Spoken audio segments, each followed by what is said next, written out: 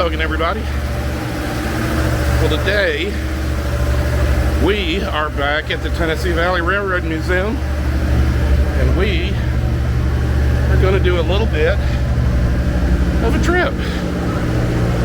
So let's take a look and see what we can see today, shall we?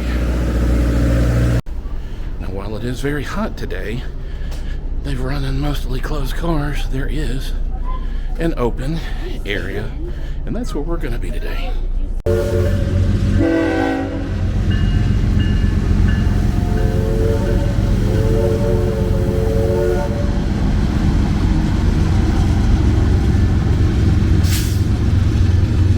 I did not get to see what car. I think it's the steamer and it's the 4501, but I could be wrong.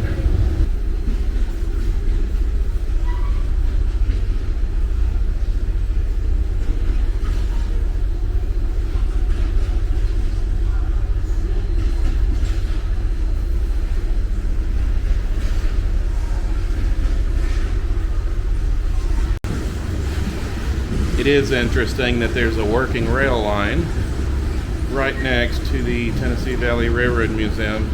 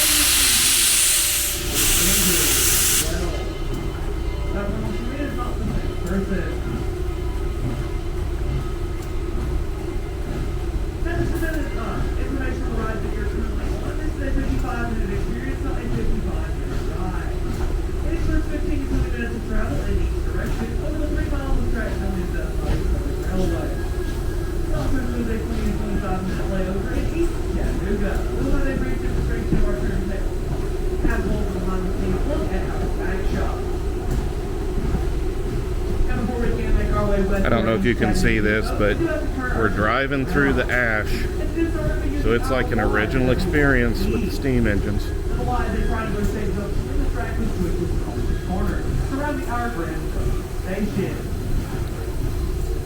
Our locomotive train recently doing a turn. We'll first repeat up the wet base layer of our line. Let's move to a turn called.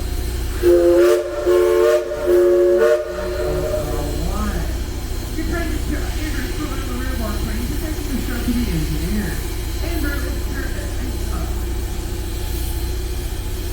Andrew, if you just wait, Andrew's eyes in the moment.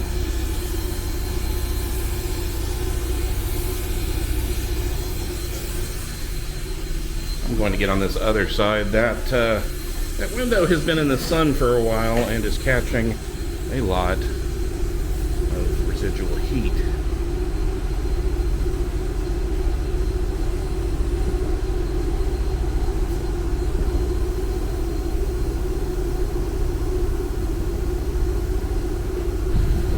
Now, ladies and gentlemen, don't worry, we've never been gone longer than 2.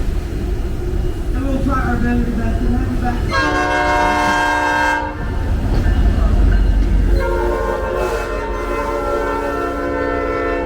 Now, of course, you all we'll have you back in approximately 55.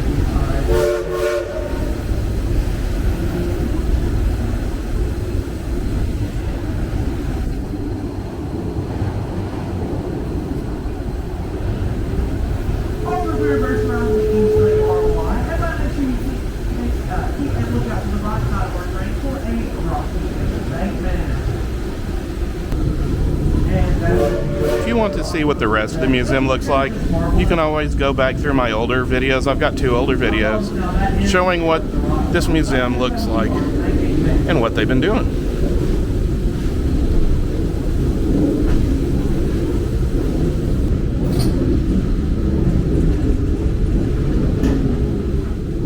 He tried to cross as fast train neared, death didn't court him or draft him, he volunteered. Burma shave.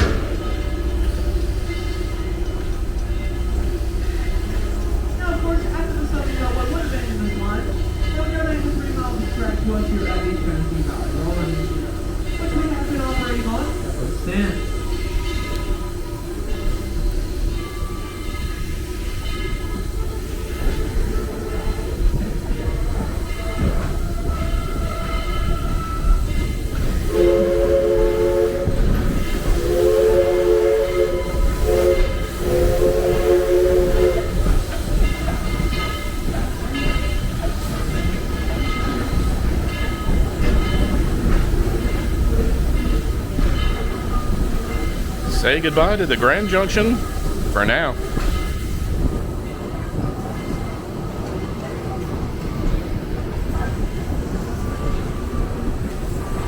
Now, ladies and gentlemen, keep an eye out to the left of our train. The first train you will see the blue locomotive. That's the locomotive is the elevator into the railway number 80. And that locomotive is still connected to our dinner train. Our dinner train is getting ready for departure this evening at 6:30 p.m. Now we do want to get Tennessee Valley. If you'd like to learn more about this, come ask the tour guide once we make our way back. Yeah, here we go. Now, believe it or not, you're not traveling on the original right way of the East Tennessee and Georgia Railway. The original right way was like this for much more than great now.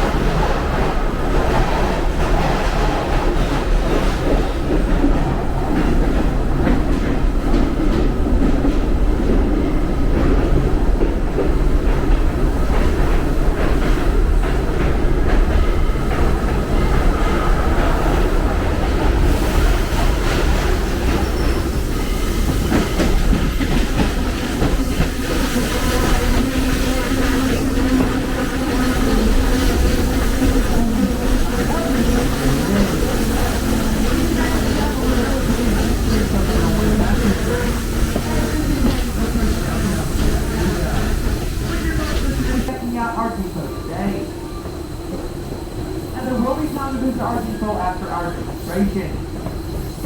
Now, ladies and gentlemen, these people only offer trains to flyover. We have a few brief safety rules to actually follow. Rule 1 is to please go to the group at all times, as within the guidance work, so please do not wander off. Rule 2 is to please do not travel on any equipment you may see around the property. I know it looks very fun, but it is very dangerous. Rule 3 is to please let us all to your pathway at all times. Do not wander onto the traffic travel or balance. And finally, Rule 4, because it is a Saturday, to have fun. Ladies and gentlemen, please show me until you come to a complete stop. We'll let you know when it's set to the exit. Once off the train to East Chattanooga, just take a left turn and head on down to our turntable.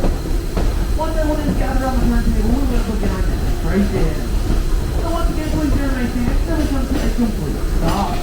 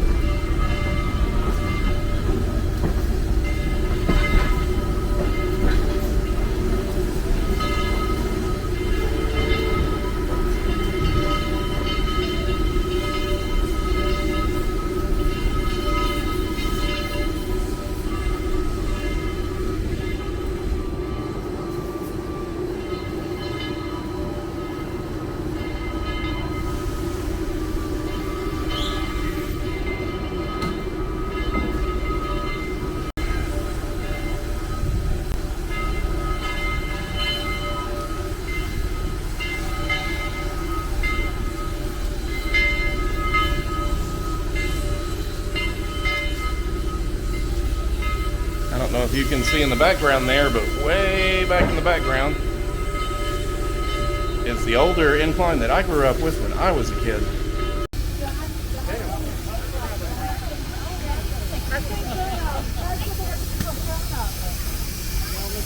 That's great. What's that? It was about 4 months ago. Happy birthday, anyways! Thank you. Even though it's not my birthday. I'm 5'10". You can see that these wheels are actually pretty large.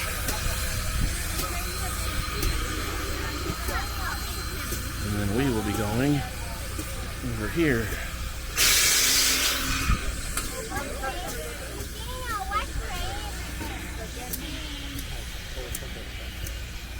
Sorry about that, man. Pardon me. Hey, folks, right this way to the turntable. I don't know about you guys, but I think it sounds like a lot more fun to use our turntable. Now, what do you guys think? Yeah. Turn it around. I like our enthusiasm, so that's what we're going to be doing. Now, we're going to be using our turntable. This turntable was built in 1916 by the American Bridge and Iron Company. Now, the turntable here comes in at 80 feet long and weighs in at about 80 tons. Your locomotive at the 45-on-1 weighs in at about 200 tons, making the overall weight between the two just around 280 tons. Now, ladies and gentlemen, I know what you're thinking. What's the way I have to do with anything? It's hot out here. Why is the tour guide up on the turntable rambling on about the weight? Well, think about that, folks.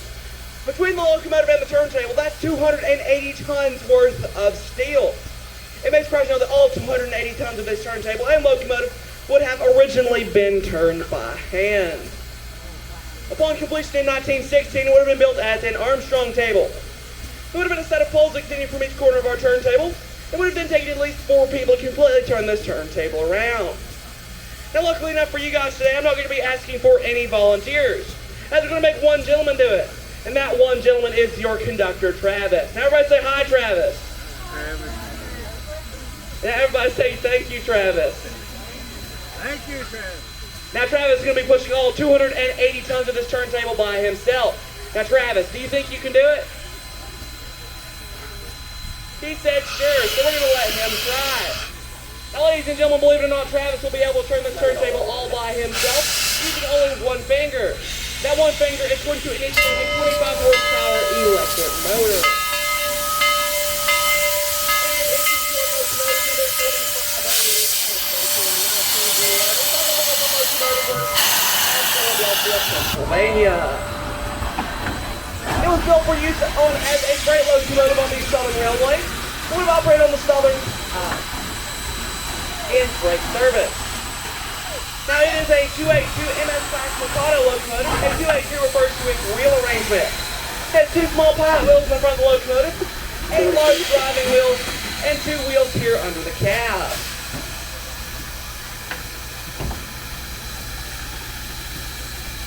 And today our turntable comes in at about 80 feet long. The 4501 here behind me comes in at about 85 feet in length. So there's about 2.5 feet of overhang on each side of our turntable. Now, for this, we do ask that everyone please remain well behind that yellow safety line you see painted on the ground in front of you. Once again, please do remain well behind that yellow safety line and you see it in front of you.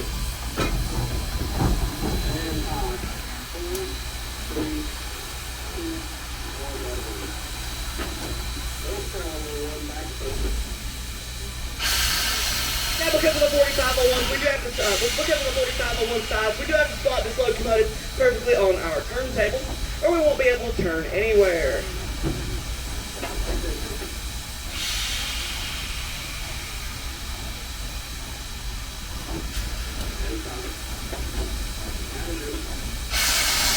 Now, ladies and gentlemen, before we discuss the 4501's history, I do want to introduce our steam crew today. Now, for the engineers that you can't see, our engineer training Zach. Now, Zach did want me to share a message with you. Contrary to Travis's statement, it is not his birthday. Now, just behind Zach, you can see your engineer instructor, Andrew. And once the locomotive turn around, you'll be able to see our fireman Ricky on the other side of the cab. Now, the 4501 here has had quite the interesting life. Upon completion in 1911, it would have been entered into freight service on the Southern Railway. On the Southern Railway, it would have hauled short, fairly bland freight trains. It would have operated on the Southern Railway up until the late 1940s. In the late 1940s, the Southern Railway would begin to replace steam locomotives with diesels. This locomotive in particular would be placed on a storage line near Princeton, Indiana, and sold to the Kentucky and Tennessee Railway, which operated out of Stearns, Kentucky. Now, the Southern Railway would cease steam operations in 1953, with the final steam-powered freight train arriving into Chattanooga. Now, eventually in 1964, dieselization would catch up with the 4501 once again. On the Kentucky and Tennessee, they would begin to replace steam locomotives with diesels. That put the 4501 back up for sale once more. In 1964, the Tennessee Valley Railroad Museum would purchase the 4501 for approximately $5,000. It would then run the locomotive back to Chattanooga under its own power. It was one of the first to do so since dieselization. We must now line our locomotive up with track 2, while our train sits on track 1. That's when we can perform what is known as a runaround. That means that our locomotive is going to go past our train and through a switch. It'll then reverse back through that switch and recouple to the end of our train. So what was the front is now the back and vice versa. Now, ladies and gentlemen, can we just get a round of applause for our crew today, folks? We couldn't have done it without them today.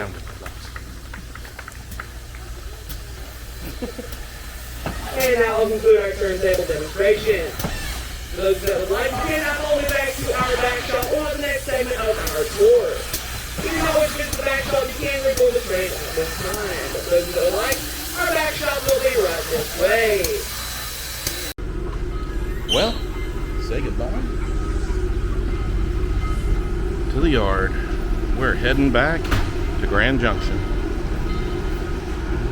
And as you can see, Now, I'm on the back.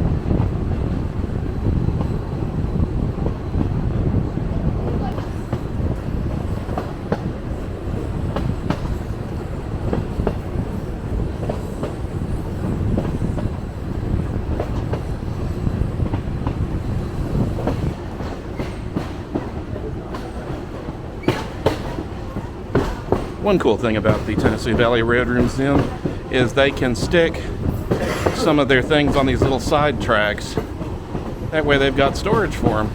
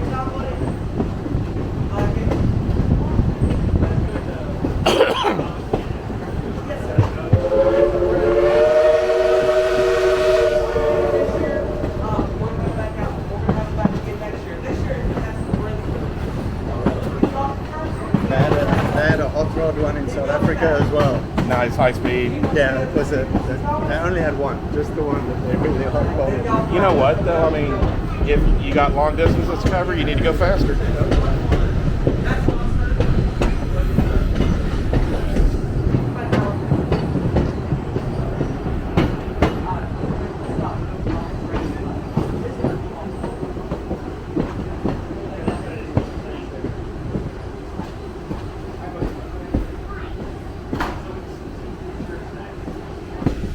after this, I think I'm going to do something different. I may actually walk down this and capture some of these other parts.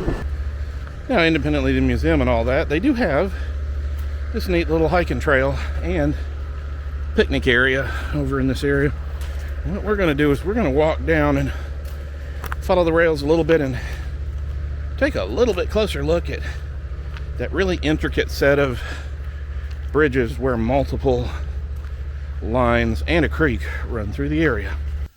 You can see that the Great Flood of 1867 was up a little bit higher. And while this is not specifically part of the Tennessee Valley Railroad Museum, they have put a nice new pathway through this area.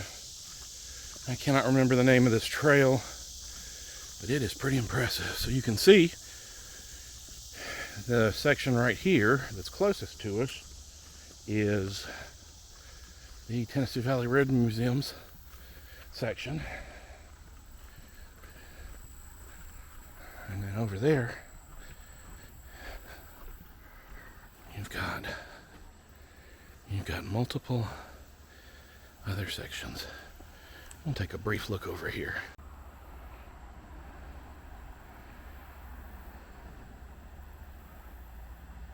Now you might ask what that one lonesome kind of zigzaggy piece of steel was that was over there. Well, it carries a major water line going across the creek. And then there's the actual working line. I believe Norfolk Southern owns that one. Here you can see the pipe. And here you can see, at a better angle, how it's nestled in and amongst that. And yeah, there is a lot of garbage here, but check out this history. You've got the road over there. You've got cargo rail line right there. This carries the water. This is the Tennessee Valley Railroad Museum section with the taller section, and then the caissons and supports for the other part were the original rail line through the area. And then I don't know if you can see it that well, but there's the other rail line now. Some of the trained people that follow me will be able to tell you the names of these individual lines, but Chattanooga has always had a lot of rail going through it.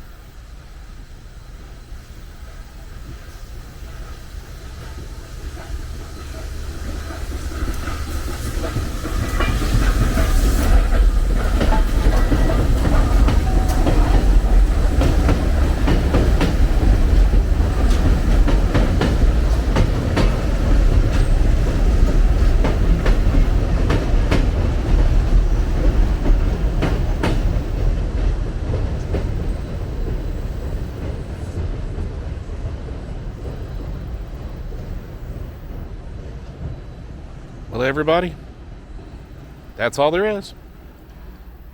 As always, I'm off to go on another journey. So until then, why don't you go on a journey of your own? We'll see you next time. Bye-bye.